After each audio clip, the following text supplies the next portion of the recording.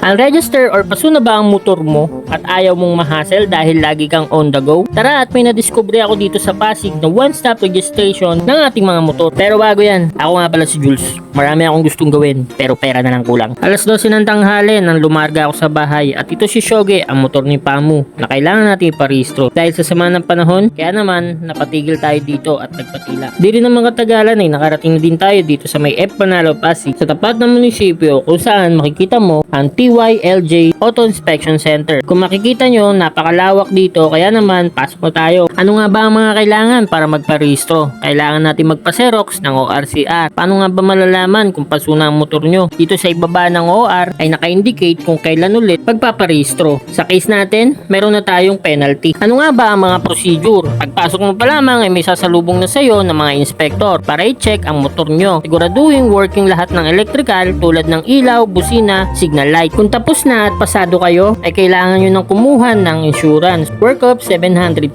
Tapos, next window, 356.75 para naman sa rehistro. At 300 naman para sa service charge nila kung magpapalakad ka. Dahil lagi tayong on the go, sa kanila na tayo magpapalakad. Tapos, lipat na tayo sa kabilang building. First window, 650 para sa emission test. And after that, kailangan lang naman natin mag-antay ng 5 to 10 minutes. Ang kagandahan dito sa waiting area nila, may TV at aircon. Kaya naman, di ka nalugi sa 300 na service charge nila dahil magiging komportable at walang hassle. At pag tinawag na ang number nyo, ay kailangan nyo na pumunta sa releasing para naman sa resulta ng emission nyo. Pinatras ko na rin yung ORCR.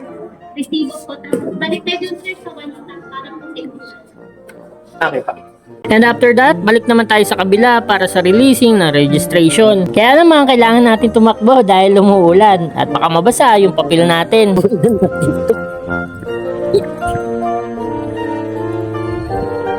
So, kukunin natin yung result ng natin, ng ating rehistro dito. Ulan. At dahil kailangan bumalik ng 1 hour, ay binigay ko na lang yung Viber number ko para doon na lang isend yung OR natin at hindi na rin tayo bumalik. So, bali natapos na tayo mga gagno at nakuha na natin yung insurance natin and yung mga papers natin. So, yung sa sa may LTO, resibo, yung ating CR, ay yung ating OR, ay isisend na lang sa atin sa may Telegram, no?